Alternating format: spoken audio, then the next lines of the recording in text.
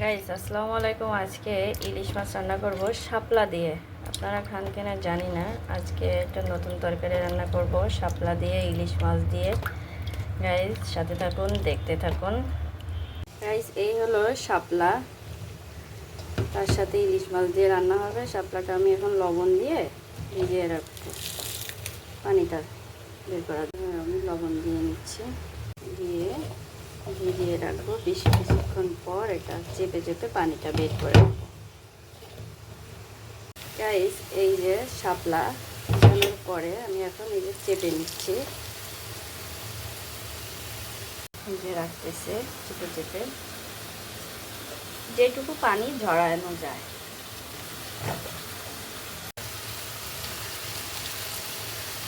সম্পূর্ণ তো আর করা যায় না।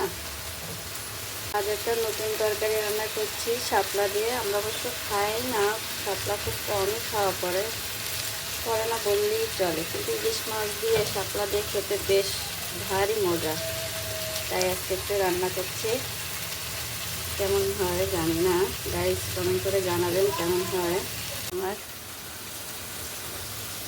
এই হলো আপনার ইলিশ মাছ, নাইল বা শাপলা বলে যেটা। আর তার জন্য মশলা নিয়েছি লবণ, হলুদ, রসুন, পেঁয়াজ, কাঁচা ঝাল আর জিরা। এই দিয়ে আজকে রান্না করব ইলিশ মাছ। গাইস আমি তেল দিয়ে মশলাটা দিয়ে দেব। এই যে কাঁচা, যেহেতু ইলিশ মাছ সেই হিসাবে আমি কাঁচা পেঁয়াজ, কুচি করা পেঁয়াজটা দিচ্ছি।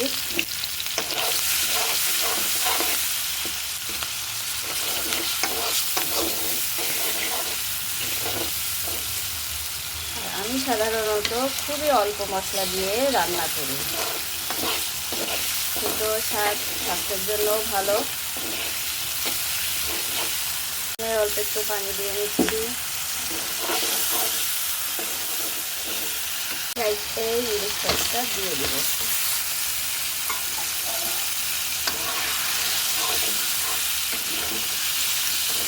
দিয়ে মাছটা মশলাটা কষায় নেব।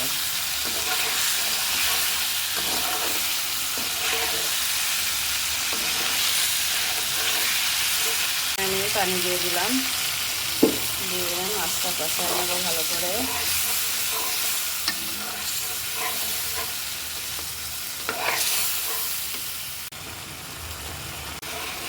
মাছটা একটু বেশ কষিয়ে না নিলে একটু কাঁচা কাঁচা গন্ধ বেরোবে, সেজন্য আর একটু কষাই নিব মাছটা।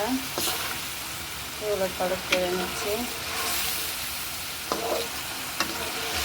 গাইস আপনারা একটু কমেন্ট করে জানাবেন কেমন হয়। আপনারা যদি আমাদেরকে উৎসাহ না করেন আমরা কাজের উৎসাহ পাবো কোথা থেকে পারেন? কষ্ট তো করেই যাচ্ছি। এই দেখুন আমার মাছ কষানো হয়ে গেছে। এখন আমি মাছগুলো উঠিয়ে নেব।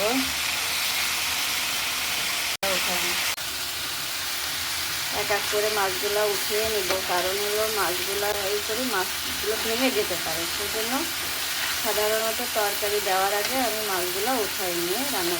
এই আমার সব মাছগুলো ওঠানো হয়ে গেছে। এখন আমি এই শাপলাগুলো দিয়ে দিব।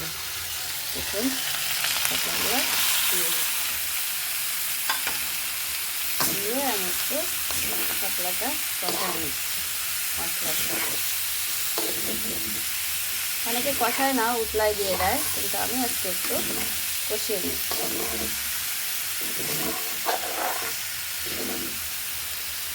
শাপলার ভিতরে যে পানিটা আছে ওই পানি দিয়ে এই শাপলাটা কষানো হয়ে যাবে। আমি এখানে আর ঝোলের পানি ব্যবহার করব। এই দেখুন আমি কিন্তু কোনো পানি ব্যবহার করি না। শাপলার ভিতর থেকে যে পানিটা বেরোচ্ছে এটাতেই খুব সুন্দর। এই যে দেখুন শাপলাটা কষায় কতটুকু হয়ে গেছে। ঝোলের পানি দিয়ে দিচ্ছি। এই যে ঝোলের পানি দিয়ে দিলাম। এখন আমি এই যে মাছগুলো দিয়ে দেব। এই যে মাছগুলো আমি এই দিয়ে দেব।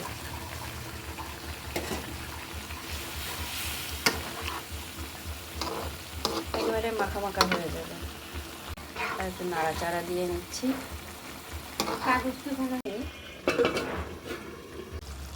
গাইস এই দেখুন, নাইল দিয়ে শাপলা বলে যেটা, তাই দিয়ে ইলিশ মাছ দিয়ে রান্না এটা আমার হয়ে গেছে। ঝোলটাও একেবারে কমে গেছে, একটু শুকনো শুকনো করে মাখা মাখা করে রান্না করছি গাইস। দেখুন এই আমার রান্না গাইস, এই আমার রান্না হয়ে গেল ইলিশ মাছ দিয়ে শাপলার তরকারি। এখন আমি এটা নামাবো একটু ঠান্ডা হলে। এই আমি তরকারি নামিয়ে নিলাম। গাইস কেমন হলো একটু জানাবেন। শাপলা দিয়ে ইলিশ মাছ দিয়ে রান্না যদি আপনাদের ভালো লেগে থাকে বেশি বেশি করে একটু লাইক করেন, শেয়ার করেন, সাবস্ক্রাইব করে দিয়েন। ধন্যবাদ সবাইকে।